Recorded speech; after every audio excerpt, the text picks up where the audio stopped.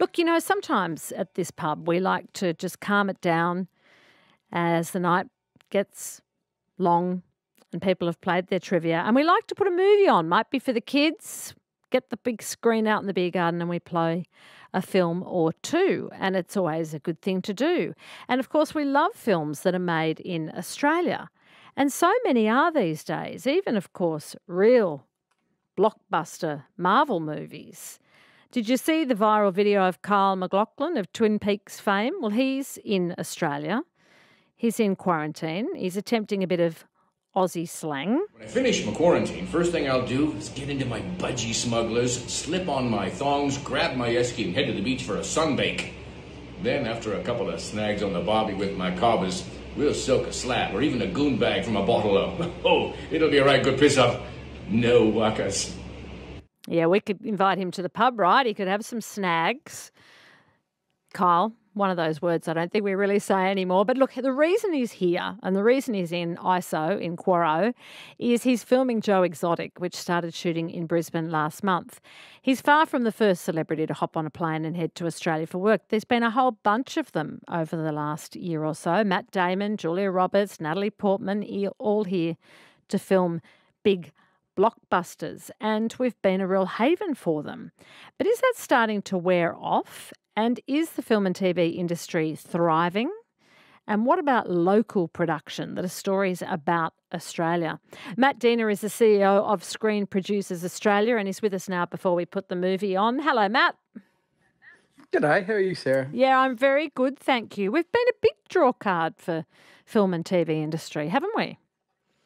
Yeah, and look, this is a history we've built on for many years. We've had, depending on how good the exchange rate is and how much attraction money sometimes we've got at the table to attract some of these big productions into Australia. We've been consistently able to do various pieces of big work that comes from Hollywood. Over the last year, though, there's been a chance for us to step it up a notch because we were, until probably recently, and we touch on it, of course, we've been a safe haven for many of the world's productions looking for a bit of a home, and we've been able to offer that because, in a relative sense, Australia was doing pretty well. And so, yeah, we did have, I think, above average the number of inquiries and the types of productions that were able to come to Australia sort of came on board quickly. Yeah, look, Natalie Portman is apparently going to stay and live here, and then she went, oh, no, COVID, I'm bolting. So well, I think we've lost her. That's exactly the problem because you sort of, what we call those types of productions is that they're footloose. They could essentially be filmed anywhere in the world. And people chase them down from other countries as well. That everyone's ambitious to get hold of them because it's a decent money spinner into the country. Even though we might support them in some ways, they spend money, and it's obviously a bit of excitement when you have Kyle or Zac Efron or Natalie Portman hanging out. So it's not like we're unique. Canada is probably one of the best location bases for a lot of American content, partly because it's only an hour flight. So Australia, if we're going to get hold of it, we've got to work really hard. But at the moment, you wouldn't say that sort of halo's worn off a bit. And we, as you mentioned, Natalie has upped and left, and there's a few others in the same sort of situation. Yes, so she was here for Thor, and she was going to film another one. Then she was like, "No, I'm not."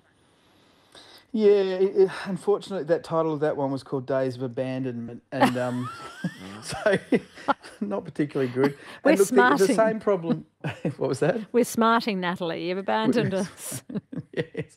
Well, look, the same thing happened with there was in New Zealand. Unfortunately, what was going to be a very long commitment that was going to be made by the Lord of the Rings franchise has upped and left New Zealand and gone to the UK. And part of that is because it's an ease of travel. It's where a lot of people find it easier to commute effectively if it's a global industry. So the challenge we've got in Australia is, while those things are great, we shouldn't really bet the house on them. And we've got to make sure we've got a national driven industry that's driving its own narratives, its own stories, and sometimes they can be global stories, but are coming from Australia, because otherwise we're sort of at the whim of things we can't really control, and they include whether or not we can hold on to some global celebrities here all the time. That's never going to be a consistent way of delivering work. And look, the benefit, if we can do this, and there's a few plans that the industry has got, including trying to properly, set a framework up for all of the streaming services that are in Australia. But if we can do this well, we end up with a really great opportunity for the nation, both in terms of the type of story we can deliver, the export out of that, and also the kind of jobs that we know are really exciting for people to get into. So we want to kind of see all of that work, but probably from the ground up, rather than trying to rely on the in and out motion that comes from sort of Hollywood big shots. Yeah, so obviously brings in some money and provides some jobs. What sort of impact does it have on the industry here, though? Look, what it can do is it definitely employs certain parts of the industry, but it doesn't usually come with jobs for lead actors or actresses.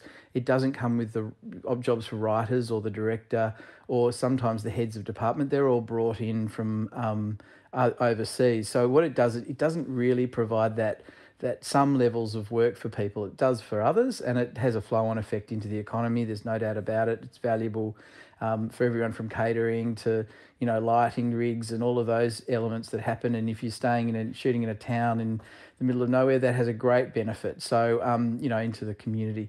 But what it can also do is it can also grab, as we've seen, grab a lot of the crew that would normally be working on Australian productions. So that creates a challenge for people who are trying to put the jigsaw pieces together for their own shows, maybe such as the Newsreader on the ABC, which is a cracker of a drama. If anyone saw it on Sunday, loving it. I am really loving it. They've got the tone of that just so well. But the other one that's really great at the moment is the RDFS on 7, the Royal Flying Doctor Service, is a really good local Australian drama, and we're seeing more and more of those. But anyway, they end up being challenged sometimes with where they can find the crew, because we're a gig-based workforce that we employ. So people need to go from job to job. We want consistency. We want a pipeline. We want to grow the number of jobs. But you can't, if you sort of bring a big splash in at one hit, it can disrupt the sector a bit. So that's the other problem that we've had last year. But overall, I think we've done pretty well, and we've been lucky. You step back and you go, the arts industries generally have not done well in this environment. No. And we have managed to, partly because we're sort of, closed off. As you've seen probably the episodes of, the Voice last year, or Big Brother final, where they don't have audiences. That's been the only real, or Sean McAuliffe even, there's no studio audiences in a lot of shows, but generally speaking, you can close a set off, you can close a studio off and protect people and be able to continue to work. So that's been really great. It sure has. Matt Denner is with us, the CEO of Screen Producers Australia. I mean, I know people that work on TV, and it's interesting because they do have very tough rules during COVID that I don't think we've seen at other workplaces, such as construction. How does filming work during the pandemic? Look, it is, and people should know this. It's an insane set of tests people have got to do, and that's really great. People means that people are protected, and that the production, because there's a lot of risk that can go into a show. You've raised a lot of money to film something. You've got all those people that are hard to pin down together in the one place. So if it goes down, there's a huge risk associated with that. And what's involved has been needing to have pretty much daily tests for people. They've got to wear a lot of protective gear all the time on sets. They have had to do, and this might sound dramatic, but if you're an actor or an actress, if you've had to do your own makeup and you're not very good at it, that can be a drama. So sometimes people have got to do their own kind of makeup, which, is pretty painful. They've got to, things like catering has all been rejigged, and generally speaking, initially, and I think Neighbours in Melbourne was one of the first productions worldwide to get going. They didn't know how to even do intimacy scenes, if you like. How do we make sure we can shoot someone and pretend that they're kissing when they really have got to be 1.5 metres apart? So it was all that sort of weird stuff that was going on. So what did they do? How did they do the kissing? Well, they initially, I think we've moved on from that because of the amount of testing that was going on. But Neighbours is a big production. It's kind of like I shouldn't just say it quite as bluntly as this, but it's a conveyor belt, right? So you stop it in one moment, it's like, oh my God, the UK are waiting for the next episode. Oh, they'll freak out. Yeah, that they kind of shot it so it was just a bit of angles. You know, like in, say, Lord of the Rings, where they were, imagine Gandalf really tall and, Yep. it's just, it was a bit of angle work to make it look as though people were closer than they were essentially Yeah. initially. And then, but it's also about teams. So they kind of had to do backup teams and reconfigure the types of people. So if one team went down and one storyline couldn't continue on Neighbours, another one could keep going. So they're the sort of complicating kind of production problems that people have had to Yeah. overcome. But Yeah. and part of that, the government's been very supportive of trying to get us back up and running, both state and federally, including working with us to create insurance schemes and guidelines and a lot of positive things that have come out. The thing that we're trying, as I say, to kind of make sure we've definitely gotten in the bag here is some streaming regulation, because I think we've got the world waiting for us to kind of grow and tell our story on a bigger stage. I think we've done really well. We know we're good at it, and we've got the means to do that with people like Netflix and Stan and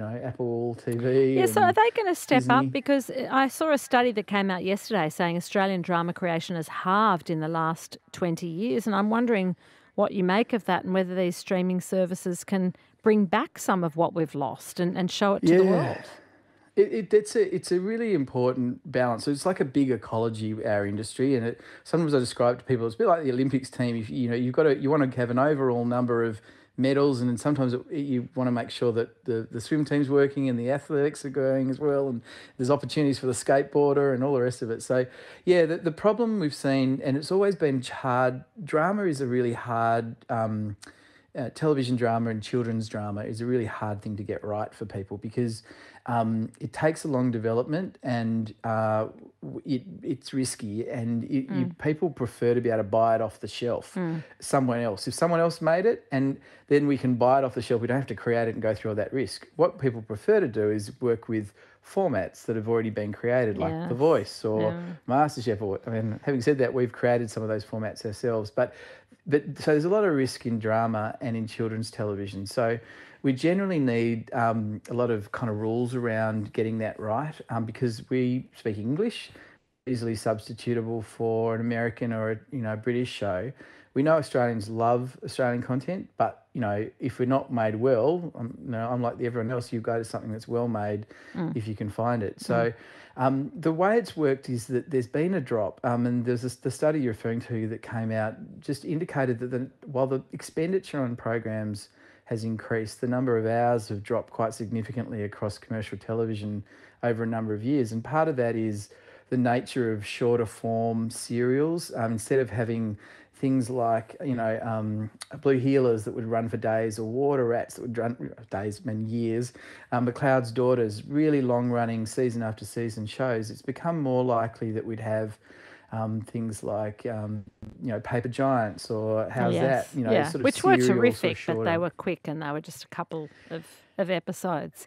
That's right. Yeah. Yeah. So All right.